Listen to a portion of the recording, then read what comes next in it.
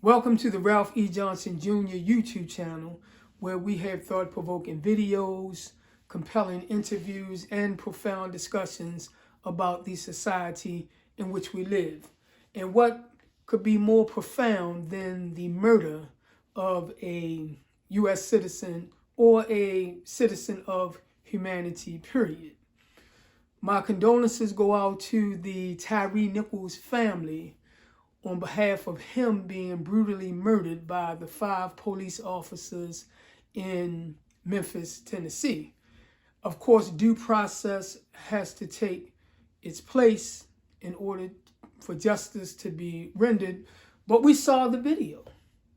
We saw the video, and it is obvious of what has happened. And it seems like every year or every couple of months, whatever, that a video pop up somewhere in the country that a black man is killed or some type of tragedy when there is some type of engagement or meeting with law enforcement. When they come together for whatever reason, it's always some type of tragedy. And it seems like it goes all the way back to March the 3rd, 1991, during the Rodney King tragedy. And we all saw how that unfold and the politics and everything that went after that. And it's crazy because back then, in the 90s, 80s, even before, we knew what was going on in our society in terms of the brutality and things of that nature. But we did not have the technology that we have today. We did not have the cell phones with the videos. You had to have a straight up video, a camcorder, a VHS video. And luckily, I think somebody was on that balcony or something and they saw the incident, they started filming it, and it got to the attention of the national media, and that whole situation broke out. And it has been going on ever since. The video. The situation with Tyre Nichols and these encounters with law enforcement, it's the black man's worst fear, worst nightmare in America. That dreadful traffic stop. Looking in the rearview mirror, seeing the sirens go off. You become petrified because we know the history. And America has to understand how we have been traumatized based on the history of what goes through our mind. Even myself, I am probably the most righteous person on the planet when it comes to breaking the law. I worked in the jail system for 18 and a half years. I know what goes on behind the barbed wire fences and the concrete walls. It's hell on earth, and I'm not doing anything to land there. So if they tell you that Ralph Johnson committed a crime, you all know that it's a straight lie. I do not want any type of trouble. But we're all petrified. And in my situation, when it comes to police officers stopping me, to their credit, and I really appreciate it, they see the horror in my face. They see how petrified I am, and they'll say, well, sir, calm down, I understand, you're a little anxious, little anxiety, and I said, well, officer, you have to understand where I'm coming from because of the history. And they seem like they're almost embarrassed that it is that type of history and representation of law enforcement. And they, in my situation, they worked to calm me down and assure me that everything was going to be all right. And I appreciate that, because all police officers aren't out there doing this type of madness. But unfortunately, we do have this problem, not only in the ranks of the police force, but throughout the whole institutionalized America, and we'll get into that. So we have these videos, and I would like to deal with this thing from a historic perspective, use a historic connotation. When you talk about the relationship between law enforcement and the black man, you have to go all the way back, basically from the beginning of our origin here in America. But things became more pronounced and structured and organized post-slavery, right after slavery ended 1865, and during the time of the 19th president, Rutherford B. Hayes, 1877, during his administration, is when the structure, the psychology of how to deal with the black man and address the black man in America really began when Rutherford B. Hayes established, his administration established the black codes and the Jim Crow laws. Because you have to understand, during that time, there was a transition in America. And it was a lot of unrest, a lot of turmoil, because now the slaves were free. Back then, it was a lot of insurrections that were going on, a lot of unrest between the two races. And understandably, the white Americans, they called upon their leaders to give them some type of comfort in addressing the newly freed slave situation. And they came up with a psychology of how to contain, to assure white America that the black man was going to be contained, and they created an image, a psychology to suppress and control. That form of psychology, it evolved and became even more pronounced and structured during World War I, because our 28th president, Woodrow Wilson, he wanted to lead America in a certain direction during World War I concerning the black man crisis that was going on in America, because it seemed like it was always a dilemma. And this is when law enforcement, and we know that law enforcement was involved way back during slavery when they had the slave patrols and things of that nature, but it was starting to become even more modernized in 1915, and it was led by our 28th president, who was Woodrow Wilson. And he wanted to create a movement, an image of the black man that would instill in the psychology of America that this is what we're dealing with, and this is how we're going to address the situation.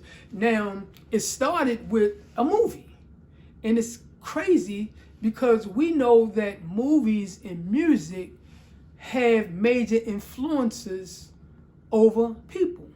So in 1915, the first time ever that a movie was shown in the White House was under the Woodrow Wilson administration, and it was strategically shown for a reason.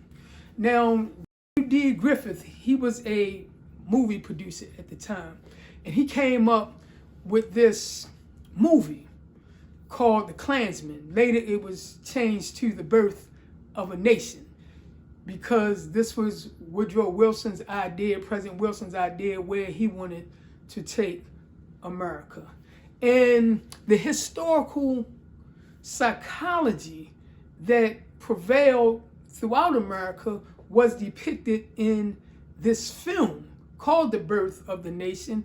And Woodrow Wilson had it played in the White House to establish the standard of the psychology that was going to prevail in America, of how to see the black man and how to address the black man. And it was based on a historical misconception that was planted and preserved in the psychology of white America, that the black man was a social deviant, he was a sexual predator, he was innately mischievous, prone to violence, an imminent threat to the American society, and he was to be approached with the utmost of caution and addressed with the maximum amount of violence. This was the psychology that was institutionalized in America to address the black man. And this is why, and I say institutionally, because it wasn't directly addressed to individuals. It was institutionalized because it could be instilled in the government, it could be instilled in the school system, it could be instilled in religion, it could be instilled on the police force, in the institutions, because the institutions are the entities that establish the values, the laws, and the way that the country is going. So Woodrow Wilson ensured that it started from the White House, which is the most powerful platform in the land. And he institutionalized that. And we say, okay, well, that happened all the way back then. But the fact of the matter is that it was never remedied.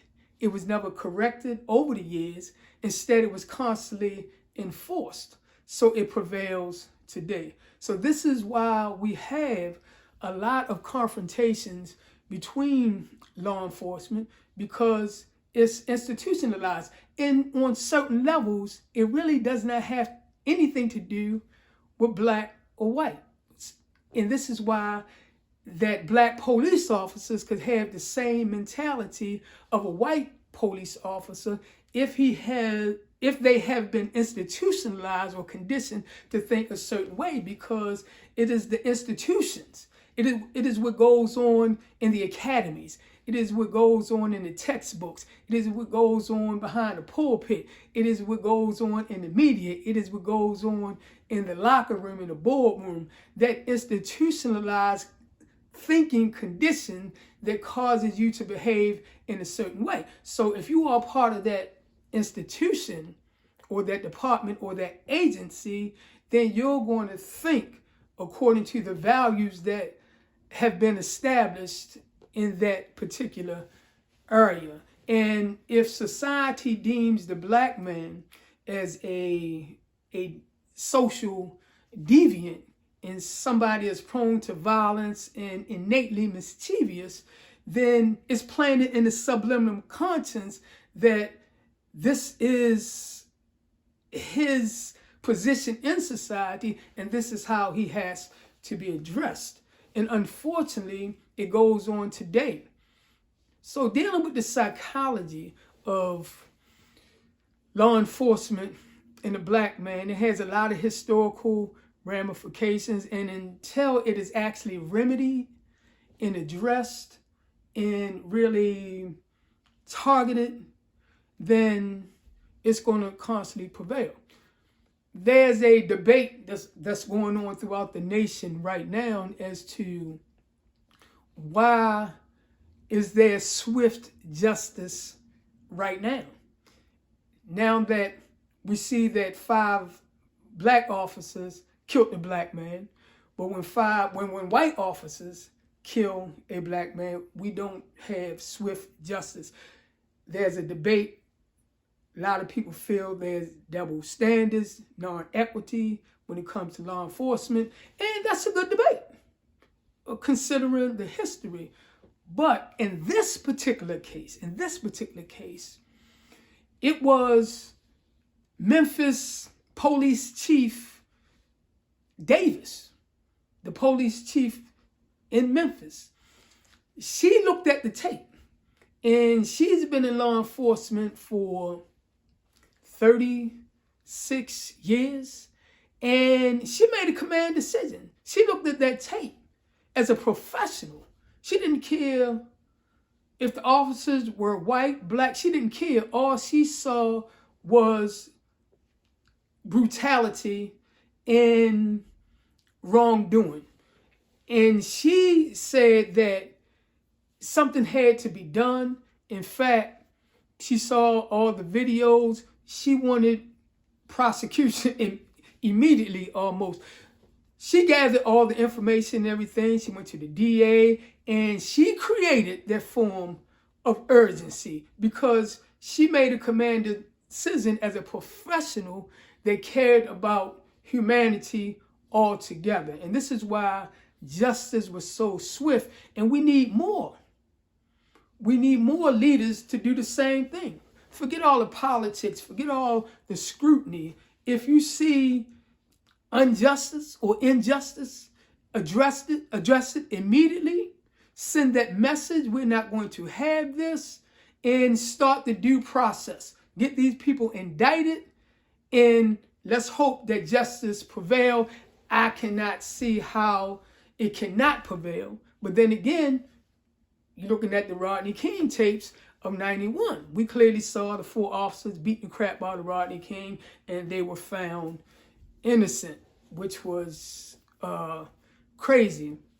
So that's why we had that type of swift justice. And we need the same type of swift justice and urgency and concern with black men slaughtering black men in the streets of America. We need that same type of desperation for justice for those families who are grieving. And it seems like we do not have this outcry, or we do not have this swiftness of justice with all of this killing that's going on, black men killing black men. It seems like that our society do not value that. They're killing each other, forget them, let them, whatever. But you have taxpayers, you have human beings that are grieving that their children and their loved ones are enduring this type of brutality. And we need to have that same type of outcry in the cities, the major cities in America, of black men slaughtering black men. And basically, I wanted to deal with the psychology of why you have this situation with law enforcement and black men, because it's an institutionalized misconception that black men should be dealt with the ultimate level of violence, because innately they are prone to be savages, and this is the only way that you know how to deal with a savage. And that mentality, believe it or not, is in a subliminal conscience of the American psychology that has not been addressed. Now let's deal with the situation at hand. And like I said, I saw the video, and what America really has to understand is that that's a black man's worst fear, is seeing that those lights, hearing that siren, and being pulled over. And you have to understand that this is when you are most vulnerable, because most citizens don't have guns. Most citizens are taught to respect the law and fear the law. So when they're pulled over, they're actually at the mercy of law enforcement officers, praying that the law enforcement officer just handle the situation with professionalism, give them the ticket, lock them up, or whatever they did wrong, let them go. Whatever happened, just deal with it with professionalism. And this is what we expect, and we're vulnerable. Police officers have guns and tasers and things of that nature. And for the most part, I truly believe police officers handle things professionally, but you have those rogue officers. So when I saw the officer reach in the car and pull Mr. Nichols out, and I saw his eyes lit up. And he had the same look that I envisioned that I would have. He seemed to have that same anxiety, that same terror in him that I envisioned that I would have if a police officer stopped me and did this type of injustice because of the history. This is what we all subconsciously think. So when I saw the eyes of Mr. Nichols, it's horrifying and it's sad. And you just feel so vulnerable. And the only thing you could do at that time is not fight, but really seeking for some sort of survival, trying to escape. So you get up and you run the best way that you can, and you hope that you're not shot in the back like Walter Scott in South Carolina in 2015, I believe. And it was good that the officer that shot him in the back and murdered him, because he started running, suspected stolen car or whatever, but he just straight shot him in the back. But it's good that he received 20 years, which is a form of injustice that does not bring Walter Scott back. So you feel all kind of things actually happening when you have these traffic stops. And we saw with our own eyes in real time what injustice looked like at the hands of people that's supposed to protect us. And it's an institutionalized psychology, a contentment for the black man has been historically instilled, and it has not been remedied. So if you're black, white, green, purple, doesn't matter. If you have been institutionalized and you're part of the conversation, you've been educated and conditioned a certain way to address certain things, this is what's going to happen. And they beat him to death. They beat Mr. Tyre Nichols to death. And I'm looking at his mother on television. I listened to him cry out for his mom. And it's just a tragedy. So it's not going to stop. It's going to continue unless we have this public relation training, unless we have historical training, unless we have psychological training on how to address this stigma that has been placed on black men throughout the years in America. And everybody's petrified in terms of, we're talking about families, we're talking about, of course, the black men, us black men. We're basically petrified of the traffic stop. We're petrified that this is how America institutionally looks at us when it comes to employment, looks at us when it comes to walking into a department store, just looks at us on all levels in terms of the stigma that has been placed upon us. And through a lot of frustration and anguish and a lot of trauma, black men act out. And in a lot of cases, we can get overly aggressive, but it's just a reflection of the mental and psychological trauma that have been instilled, and this is our way of responding. We saw the tapes. Bad commentary. It's a conversation that we have to have. It has a lot of historical ramifications, the relationship between law enforcement and the black man in America. We are not boogeymen. We're not Satan in disguise. We are people that are just trying to find our way in a land that has not fully accepted us for the value that we are. We're just trying to find our way. Mr. Tyre Nichols was he was 29, he was a father, and now his children, or child, I just know that he was a father,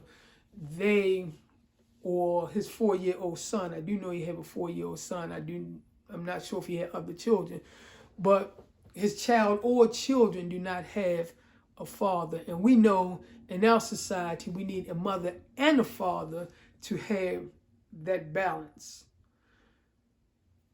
So this is my take on the whole thing. When I saw it, I thought about the Rodney King situation, of course, the George Floyd, Freddie Gray. I'm here from Baltimore.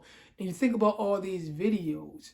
But again, a lot of that comes from just the stigma and the perception of the value of the black man's life and how the black man should be addressed because of historically how we have been perceived, in the misconception about how we are just innately savage, mischievous people that want to wreak havoc on the American culture.